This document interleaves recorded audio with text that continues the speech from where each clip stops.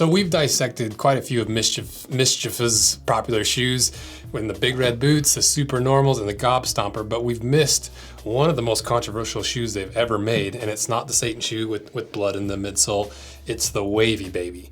And MSCHF got sued over this, there's a lot of controversy, and Vans was after him. So we're gonna cut these in half, run them through our tests to see, are the Wavy Babies actually wearable? Are they just a gimmick? How'd they even make these shoes? And did Vans have the right to sue MSCHF? So the history of the shoe starts in 2020 when MSCHF had the idea of making a shoe that was inspired by one of the most popular shoes of all times, the Vans Skate Low. This is the high, but I just don't have a low here. And they seemingly wanted to make a real life version of a Photoshop skewed and wavy version of the Vans sneaker, very similar to their optical illusion cache that I actually have, which looks like it's artificially blurred on digital, like Photoshop or whatever. I think they want to do the same thing with the Wavy Babies. And then in early 2021, MSCHF went to work making these shoes into reality, mixing reality with digital reality. And then on February 24th, 2022, the world sees the Wavy Baby for the very first time in Tyga's music video for his song Freaky Deaky, in which he wears a pair of Wavy Babies. And this brought a ton of attention and hype to these unreleased sneakers.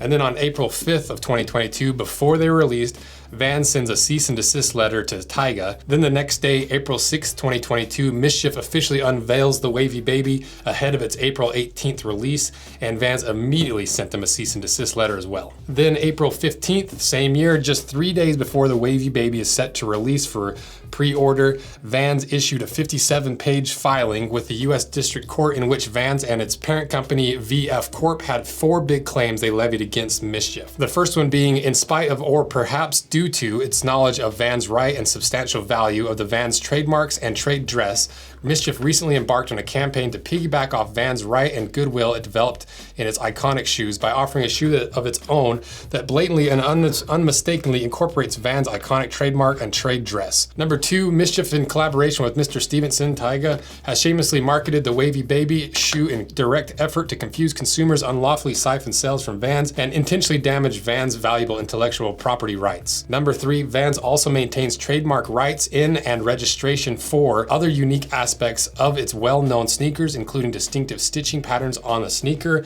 its signature waffle shoe sole, and the placement and design of the heel tab. Vans asserts that it has protectable rights in its distinctive shoe boxes, namely the unique red and brown shoe box. And then finally, number 4, Vans claims that MSCHF uses imagery to market the alleged infringing shoe that is intended to evoke a skate or retro image. And if all that legal jargon meant nothing to you, basically what that means is Vans thinks that MSCHF stole the entire design and pattern, including all the different panels, the tags, the outsole. Vans think they stole the intellectual property right and the goodwill that they built, or the brand recognition. They think they stole the box, and they think they stole the way they market it to try to siphon off or steal customers from Vans and send them to MSCHF. And despite that 57-page document, on April 18th, MSCHF officially releases the Wavy Baby to the public as a limited release of 4,000 pairs and sells all of them out in 10 minutes. So in turn, Vans immediately took them to court, and Judge William F. fitting name, said the Wavy Baby might have wavy babies, and I think that's what they're afraid of. If that wasn't an issue, I don't think we'd be here. So Judge threw a zinger in there. I thought judges were supposed to be professional, but you know, it is what it is. So on April 29th, the court barred MSCHF from marketing and offering up and selling the Wavy Baby sneakers for the duration of the Vans case, and essentially prevented MSCHF from ever doing anything like this ever again. So what are these shoes? Well, clearly the brand is MSCHF, the style is the Wavy Babies. They weigh a lot. They weigh 1 pound, 11 ounces. They retail for $220 and they're made in China. And the way that MSCHF says that they shouldn't have been sued, or they defend their side of the story, is MSCHF argued that it's wavy, it's wobbly, and it's not something that you can easily skateboard on. This was a release as an art project. It was not released in competition with Vans, and MSCHF's lawyers have argued that the Wavy Baby shoes are intended for connoisseurs who know the difference between this kind of homage and the legitimate pair of Vans, which seems pretty clear. And to me, the most poignant take on this was the company's creative director, who said that the 1977 Vans old school design served as an inspiration for its shoe, and he sees the Wavy Baby as a larger commentary on big brands and consumerism. By saying standard shoe practice is to steal a sole, steal an upper, change a symbol, MSCHF said, what a boring use of cultural material. The Wavy Baby is a complete distortion of an entire object that is itself a symbol. And MSCHF believes in the freedom of expression, and nothing is more important than our ability and the ability of other artists like us to continue with our work over the years. Fundamentally, artists play with culture. Sampling is a core act of the creative expression. And as somebody who is in product design and has been involved with art throughout my whole life, I clearly lean towards MSCHF, but that doesn't mean that it's true. So let's look at some of these details and see how close they really are. Starting with the white squiggle.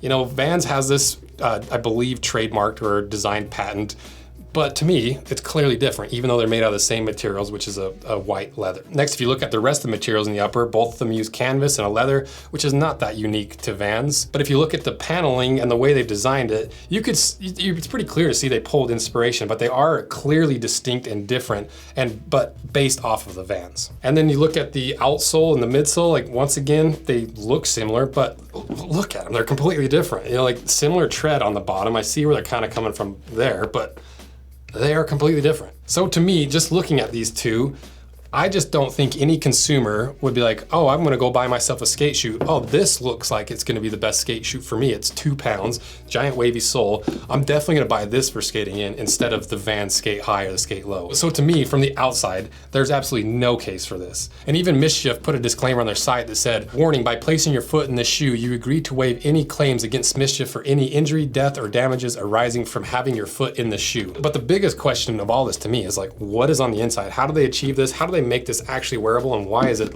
literally 2 pounds? So what I want to do is, instead of cutting it in half and looking at the layers, I want to just pull these layers out layer by layer to see if we can figure out how it's built before we cut it in half.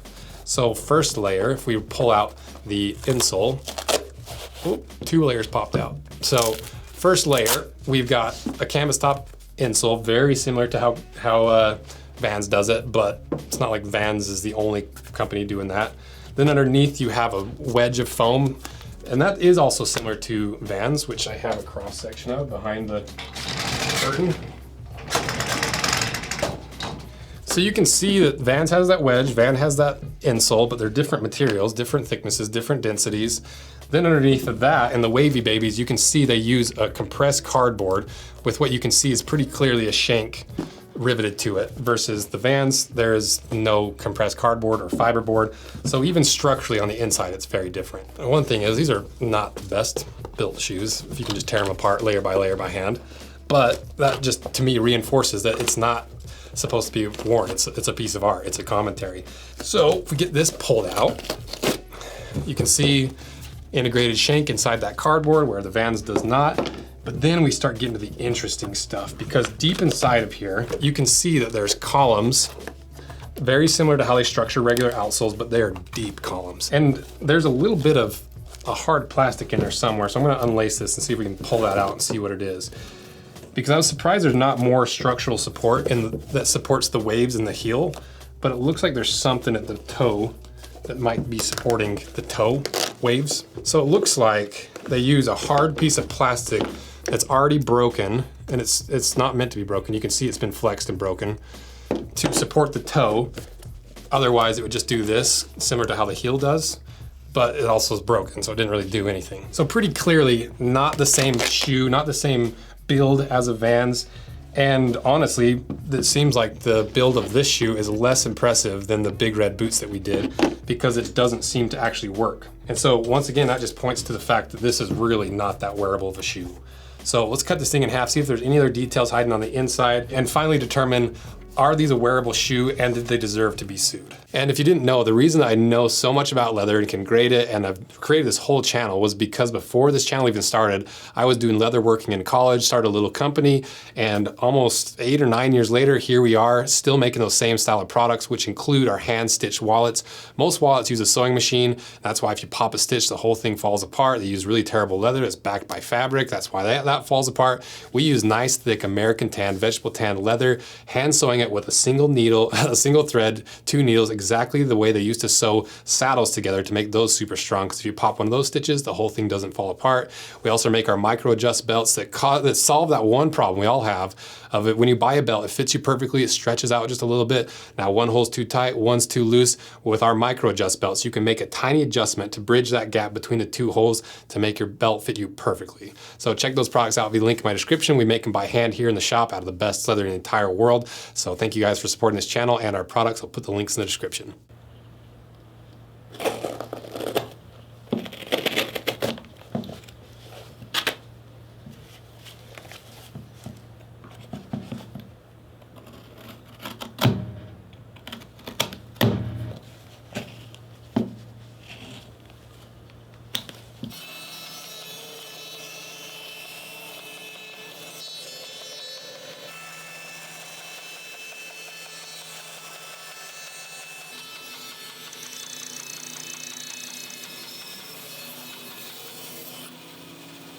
All right, we got them cut in half, so let's see what's inside.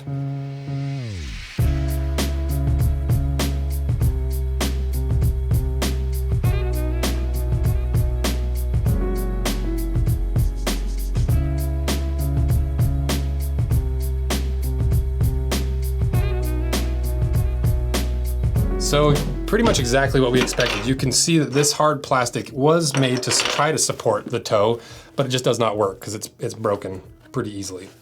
And honestly, it's not even the same style of construction. It's not a vulcanized construction like the Vans. There's really not that many similarities to Vans. And I guess that shank on the midsole supports that bridge across that heel wave. So they probably should have put a steel shank at the toe. So now that we've seen what's on the inside, how it's built, is this a wearable shoe?